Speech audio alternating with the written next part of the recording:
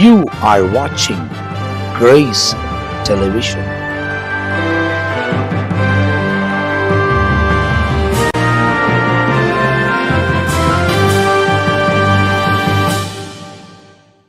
ஆண்டவரும் அருமை ரட்சகரமாக இருக்கிற இயேசு கிறிஸ்துவின் நாமத்தில் இந்த நல்ல காலை நேரத்துக்காக நன்றி செலுத்துகிறேன் தேவனுக்கு.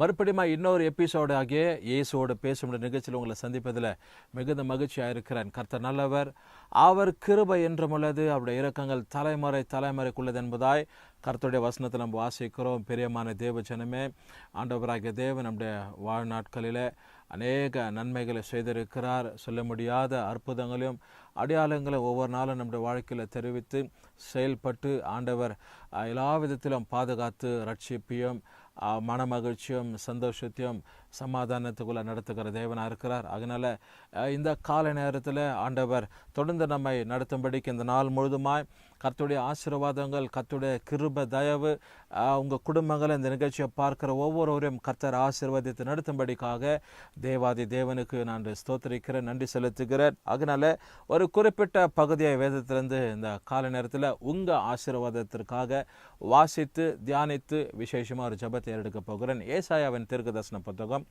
44வது அதிகாரத்தில் ஒரு குறிப்பிட்ட வசனங்கள் சொல்லப்படுகிறது.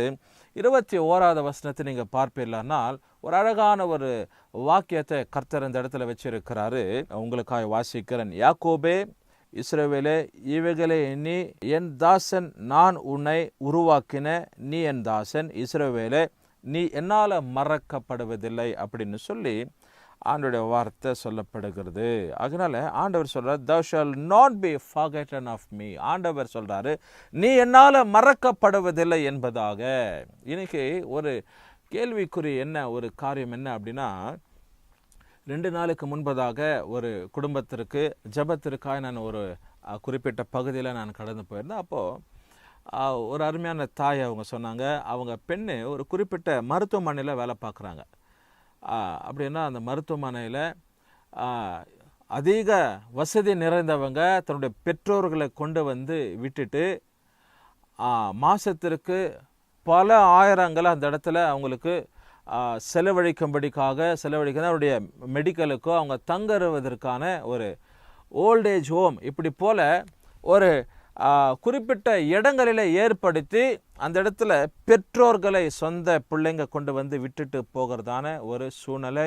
இது பார்த்து கொள்வதற்கு அநேகர் இருக்கிறாங்க, செவிலியர்கள் இருக்கிறாங்க, நல்ல மருத்துவங்க இருக்கிறாங்க, பல ஆயிரங்கள் லட்சங்கள் மாதத்திற்கு வசதி நிறைந்தவங்க, பணக்காரர்கள், வேலைகளை செய்கிறவங்க, குறிப்பாக பெரிய பெரிய பிஸ்னஸ் பண்ணுறதான அன்பு சகோதரர் சகோதரிங்க கொண்டு வந்து அவருடைய பெற்றோர்களை விட்டுட்டு போகிறதான ஒரு சூழ்நிலையாக இருக்கிறதுன்னு சொல்லி பார்த்தேன். இப்போது இந்த இடத்துல என்ன அப்படின்னா, அநேகர் பார்த்தீங்களன்னா பெற்றோர்களை மாதத்துக்கு ஒரு முறையோ 15 நாட்களுக்கு ஒரு முறையோ 2 மாதத்துக்கு ஒரு முறையோ தூர இடத்துல இருக்கிறவங்க, சமீபத்தில் இருக்கிறவங்க, அப்படி அவங்க நேரத்திற்கு வந்து பார்த்து கொண்டு போகிறாங்க.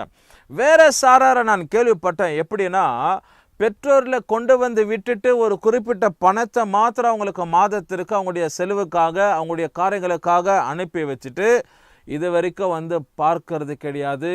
அவங்க மரித்தாலும் வியாதிப்பட்டாலும் அங்கே அவங்களே கவனிக்கும்படிக்கு, அவங்களே அடக்கம் பண்ணும்படிக்கு அவங்கள இந்த இடத்துல கேட்டுக்கொள்ளுகிறதாக நான் ஒரு திடுக்கிடும் தகவல்களை, சொந்த பெற்றோர்களே பிள்ளைங்க கைவிடப்படுகிற ஆதரிக்காத கேட்பாரு இல்லது அவங்களுக்கு எப்படி என்னன்னு சொல்லி கவனிப்பு இல்லாதபடிக்கு கைவிடப்படுகிற மறக்கப்படுகிறதான ஒரு சூழ்நிலை. பாருங்க, உலகத்தில் வாழ்கிற ஜனங்களுக்கு அவ்வளவுதான். எது பெற்றோர்களாக இருக்கட்டும், பிள்ளைகளாக இருக்கட்டும், ஒரு குறிப்பிட்ட வயது, ஒரு குறிப்பிட்ட ஸ்தானங்கள், அவங்க ஒரு குறிப்பிட்ட நிலைக்கு வந்த பிற்பாடு பெற்றோருங்க தான் நமக்கு இவ்வளவு தூரம் வருவதற்கு ஆளாக்கினார்கள், நல்ல வேலைகளில் அமர்த்தினார்கள், திருமணம் பண்ணி வைத்தார்கள், இவ்வளவு வசதி வாய்ப்பாக இருப்பதற்கு காரணம் நம்முடைய பெற்றோர்கள் தான் சொல்லி அநேக பிள்ளைங்கள் பெற்றோர்களை மறந்து, பிள்ளைங்க மறந்து, மகள்கள் மகன்மார்கள் மறந்து கொண்டு வந்து முதியோர் இல்லங்களில் விட்டுட்டு அவங்கள மறக்கப்படுகிறதான ஒரு சூழ்நிலை. ஆனா என் தேவனுடைய வசனம் சொல்லப்படுகிறது, உலகத்தில் உள்ள பெற்றோருங்க பிள்ளைங்க பெற்றோரை மறந்துடலாம், பெற்றோருங்க பிள்ளைங்களை மறந்துடலாம், யாரையாவது மறந்துடலாம், உடன் பிறப்புகளை மறந்துடலாம். ஆனா ஆண்டவருடைய வாக்கியம் சொல்லப்படுகிறது, தேவன் சொல்லுகிறார், நீ என்னால மறக்கப்படுவதில்லை என்பதாக. உலகத்துல வாழ்கிறதான ஜனங்களுக்கு அவ்வளவுதான் அவங்களுடைய நேசிப்பு, அவங்களுடைய இருதயம் அவ்வளவுதான். அப்பேற்பட்ட சூழ்நிலை தான். படிச்சு இருந்தாலும் படியாமல் இருந்தாலும் அவங்களுடைய இருதயம் சின்னதாக இருக்கும். சின்னதானா ஆனால் அளவை குறித்து சொல்லப்படலை, அவங்களுடைய வளர்ச்சியை குறித்து நான் சொல்லப்படுறேன். சின்ன இருதயம், அநேக விவரிக்கத்தக்கதான காரியங்களை யோசிக்க கூடாதபடிக்கு சின்ன காரியத்தை புத்தியிலையும் மனசுலையும் சிந்தனையிலையும் யோசித்து அவங்க என்ன செய்கிறாங்க என்ன பண்றாங்கன்னு தெரியாதபடிக்கு அநேக சூழ்நிலையில அவங்கள சொந்தமாக செயல்பட்டு தான் தோன்றித்தனமாய் அவங்க இருதயம் என்ன சொல்லுதோ, அவங்க சிந்தனை என்ன சொல்லுதோ அதன்படி செய்து பெற்றோர்களுன்னு கூட பார்க்காதபடி கொண்டு வந்து இந்த முதியோர் இல்லங்களை விட்டுட்டு அவங்கள ஆதரிப்பாதபடிக்கு, அவங்களுக்கு அரவணைப்பு கொடுக்காதபடி, கேட்காதபடிக்கு, அவங்களை விசாரிப்பாதபடிக்கு அநேக சூழ்நிலை மறந்து போகிற ஒரு சூழ்நிலை. என்ன ஒரு அவல நிலைமை, என்ன ஒரு துக்ககரமான ஒரு காரியம் பாருங்க. சொந்த பிள்ளைங்க வசதி வாய்ப்பு வந்ததை பெற்றோர்களை மறந்து கொண்டு வந்து முதியோர் இல்லத்தில் விட்டுட்டு போகிறதான ஒரு சூழ்நிலை. மறித்தாலும் நீங்களும் அடக்கம் பண்ணிடுங்க பரவாயில்ல, என்ன ஒரு வேதனைக்குரியதான ஒரு விஷயம் இல்லை. அந்த அம்மா அவங்க என்னிடத்துல சொன்னாங்க, அவங்க குடும்பத்திற்கு போகும்போது அவங்க அந்த காரியத்தை சொன்னாங்க. நான் கேட்டேன், பிள்ளைங்களாம் எப்படி இருக்கிறாங்க? அம்மா நல்லா இருக்கிறாங்க பாஸ்டர், 2 மாதம் ஆச்சு, பெண்ணு வந்து இப்போ கொஞ்சம் ஆட்கள் நிறையா சேர்ந்துட்டு இருக்கிறாங்க அப்படின்னு. நான் ஏதாவது ஸ்கூலோ காலேஜில் இருப்பாங்க, நான் பார்த்தேங்களேன்னா இப்படி போல் விடுதிங்க, இந்த முதியோர் இல்லத்தில் வேலை பார்க்குற செவிலியர் வேலை பார்க்குற அந்த சூழ்நிலையாக இருக்கிறாங்க அந்த சகோதரி. அவங்க சொல்லப்பட்டதான ஒரு திடுக்கிடும் தகவல்கள். ஆண்டுடைய வார்த்தை சொல்லப்படுகிறது, என் தாசனே இஸ்ரவேலே, நீ என்னால மறக்கப்படுவதில்லை என்பதாக. உலகத்திற்குரிய பிள்ளைங்க பெற்றோருங்க பிள்ளைங்க யாரையாவது மறந்துடலாம், மனைவி கணவனை மறந்துடலாம், கணவன் மனைவியை மறந்துடலாம், இப்படி உறவுங்களை ரத்த சம்பந்தப்பட்டவங்களை மறந்து போகலாம். ஒரு குறிப்பிட்டவங்க இறந்துட்ட பிற்பாடு அது தாயாக இருக்கட்டும், தகப்பனாக இருக்கட்டும், மனைவியாக இருக்கட்டும், கணவராக இருக்கட்டும், 2 வருஷம் 3 வருஷம் 5 வருஷம் அவங்க நினைவுக்குள்ளே இருப்பாங்க. அதுக்கு பிற்பாடு கொஞ்சம் கொஞ்சமாக இந்த பிஸியஸ்ட் வேர்ல்டு, இந்த அலுவல் நிறைந்த உலகத்தில் எல்லாம் மறந்து போகிறதான ஒரு சூழ்நிலை. ஆனாலும் ஆண்டவர் சொல்கிறாரு, நான் உன்னை மறக்கிறதில்லை, I will not forget thee, நீ என்னால் மறக்கப்படுவதில்லை என்பதாக. இந்த காலை நேரத்தில் இந்த வசனத்தை கவனித்த தேவ பிள்ளைகளை, இந்த உதாரணம் நான் உங்களுக்கு சொன்னது, இப்படிப்பட்ட பெற்றோர்களும் பிள்ளைங்களும் உலகத்தில் வாழ்ந்து கொண்டு இருக்கிறாங்க அப்படின்னு சொல்லி எடுத்துக்காட்டாக ஒரு வார்த்தையை உங்களுக்கு மத்தியில் இந்த சம்பவத்தை நான் வைத்தேன்.